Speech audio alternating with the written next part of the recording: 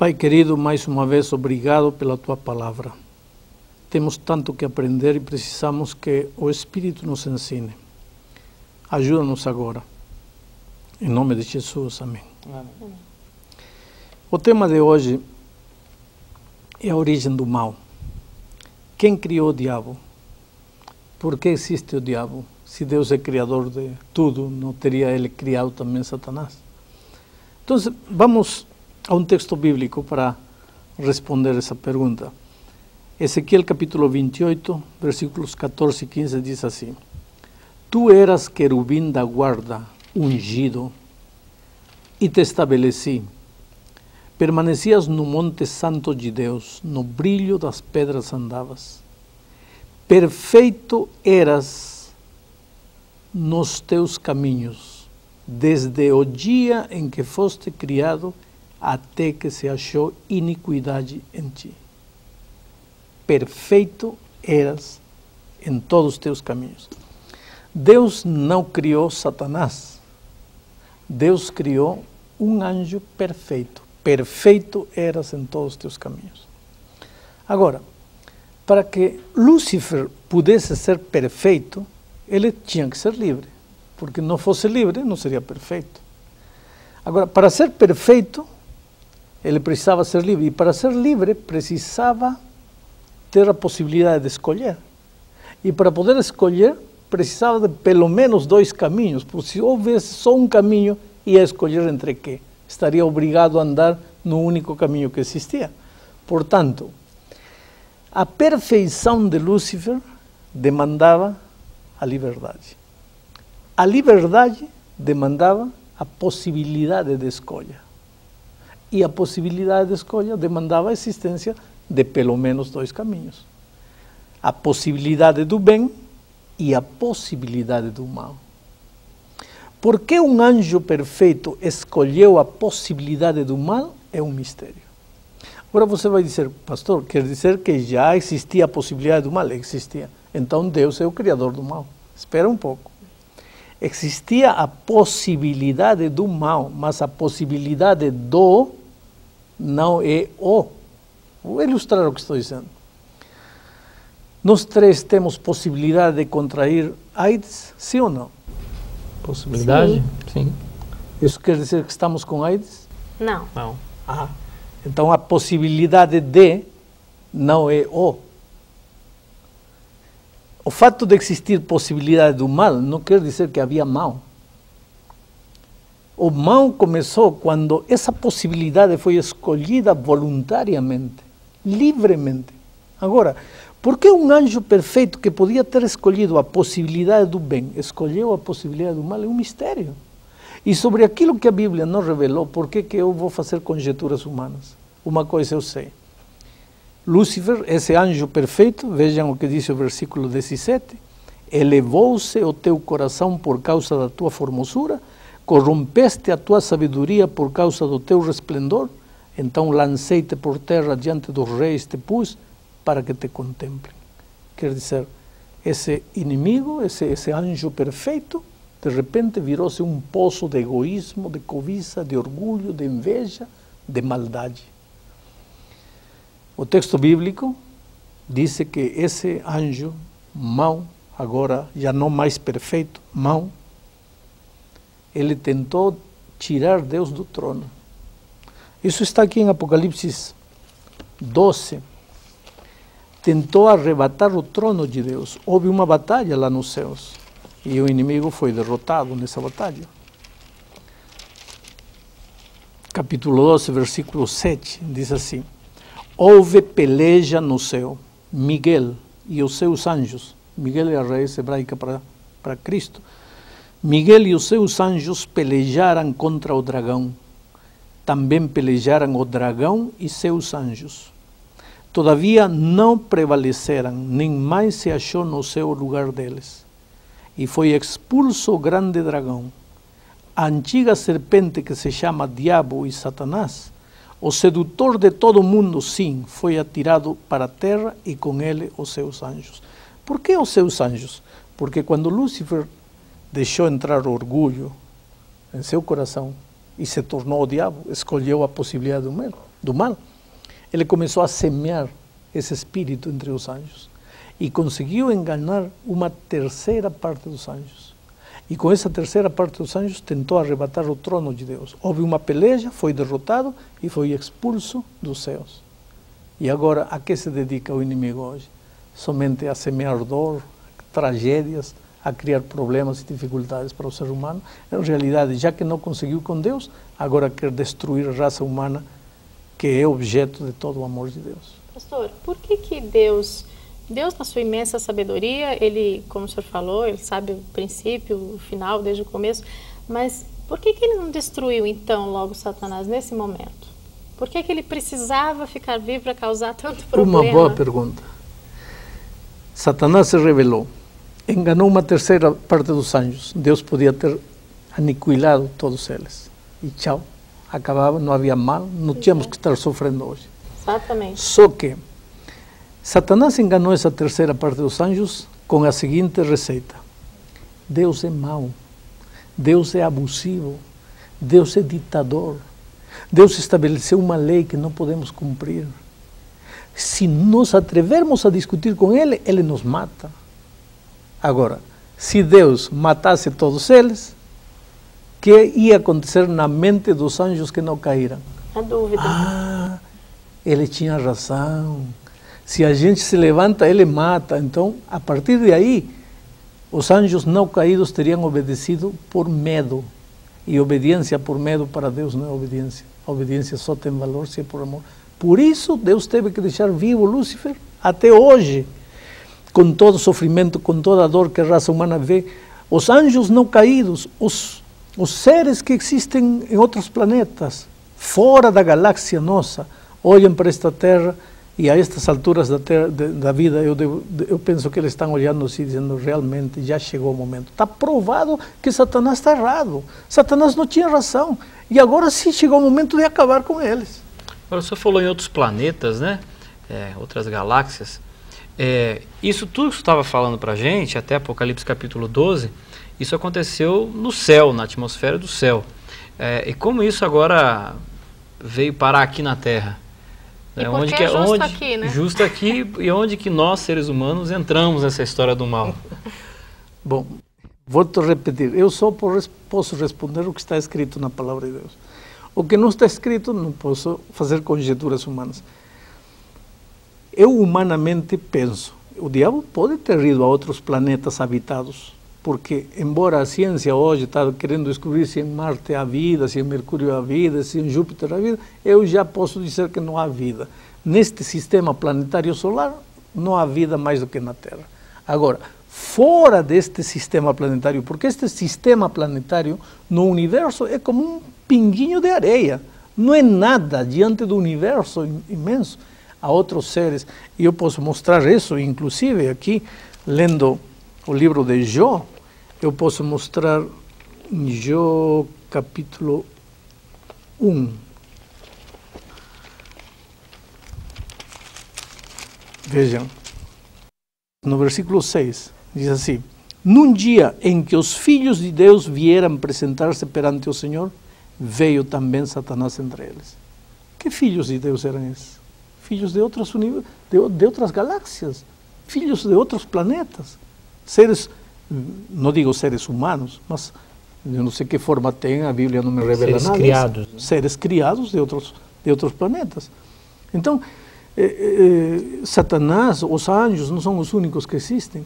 Agora, a tua pergunta era... Como que o mal veio parar aqui? Justamente aonde aqui. que nós, você seres está querendo humanos... dizer que talvez ele tenha passado... o inimigo tenha passado por esses lugares, tenha fracassado, e aqui, por algum motivo que a gente não entende, Adão e Eva foram os que aceitaram o convite do inimigo, caíram e foram enganados, e agora nós estamos pagando as consequências. Pastor, agora, realmente, o pecado está instalado e os seres humanos sofrem demais por conta disso. Agora, por que acontecem algumas diferenças, né? Parece que existem pessoas que sofrem mais do que outras, né? Eu, por exemplo, conheço uma senhora que, em questão de 6 meses, perdeu 2 filhas, perdeu o marido, a mãe ficou doente, enfim, uma série de perdas, assim, violentas. Enquanto outros parece que passam uma vida inteira sem problemas. Lógico, nós sabemos que tudo isso é o pecado na vida do ser humano. Mas por que Deus não interfere de alguma maneira? Veja, existem vários motivos para o sofrimento humano, embora nosso tema não é sofrimento. Todos sofremos porque estamos vivendo num mundo onde a dor é uma lei da vida. Quando o sol sai, Cristo mesmo disse isso, sai para justos e injustos. Quando a chuva cai, cai para justos e injustos. E quando a dor cai, cai para justos e injustos. Por favor, não me diga, um avião caiu e os cristãos se salvaram. Não, não existe isso. A dor é universal. É para os cristãos, é para os não cristãos, é para os que amam a Deus, é para os que não amam a Deus. A dor existe neste mundo. Então, sofremos porque vivemos num mundo de dor. Mas sofremos também porque muitas vezes somos desobedientes.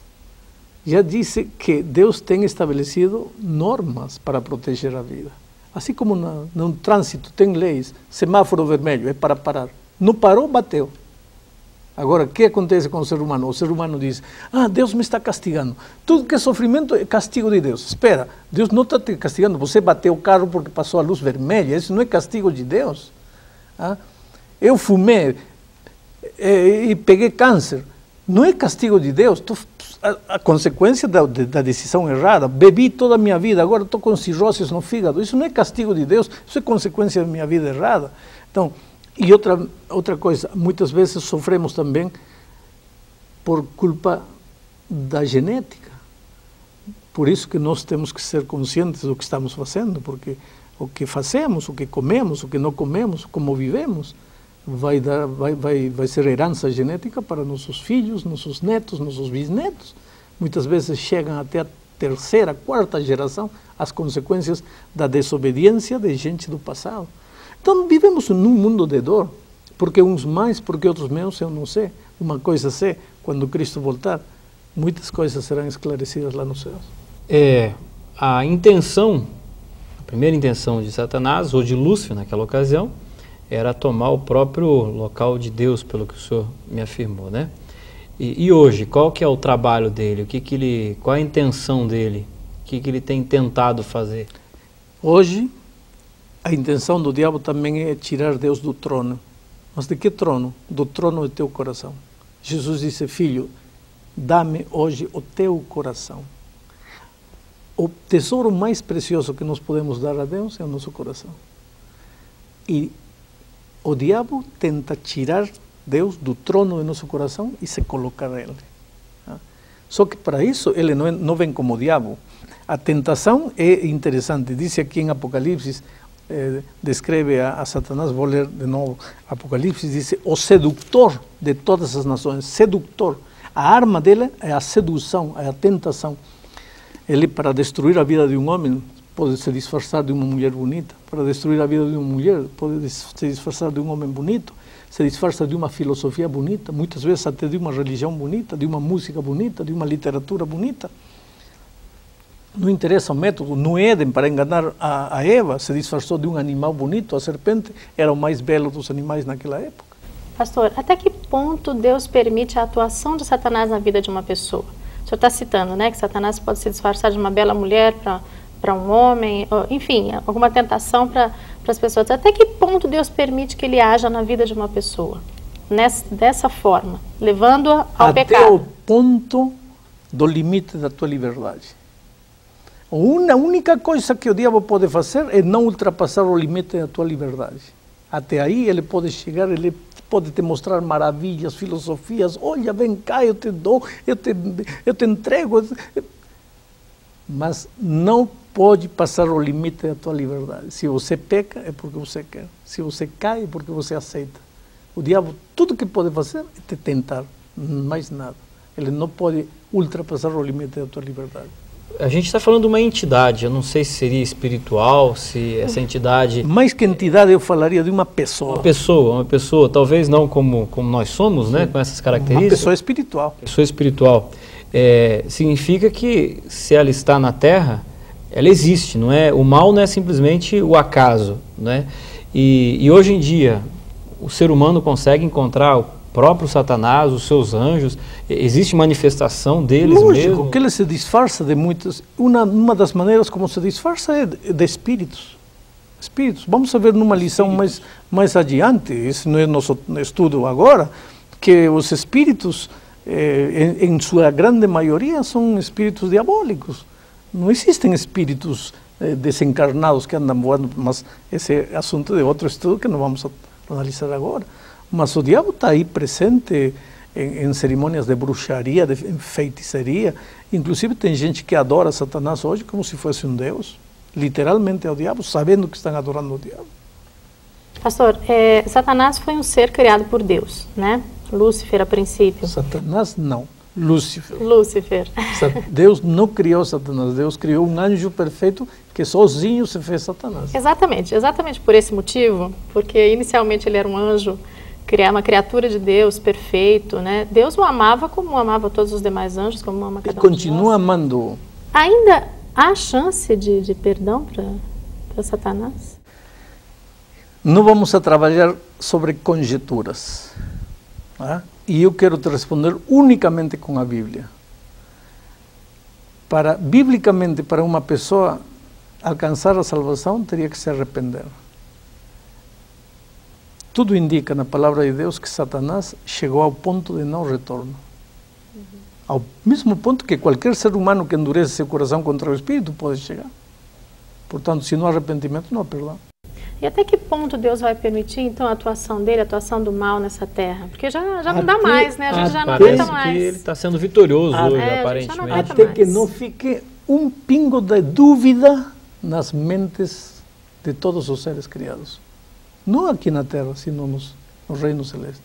Quando todos estejam plenamente convencidos, realmente o diabo não tinha razão nas suas acusações, pronto, chegou o momento. E na minha impressão pessoal, e pelos sinais da volta de Cristo, esse dia está chegando. Chegando o momento em que do inimigo não ficará nem raiz, nem rama. Vejam o que diz este texto. Eu quero ler aqui um texto interessante para vocês. Eu sei que pensamentos tenho a vosso respeito, diz o Senhor. Estou lendo Jeremias 29:11. Eu sei que pensamentos tenho a vosso respeito, diz o Senhor. Pensamentos de paz e não de mal, para vos dar o fim que desejais. Os pensamentos de Deus para o ser humano são somente pensamentos de amor, não pensamentos de ódio.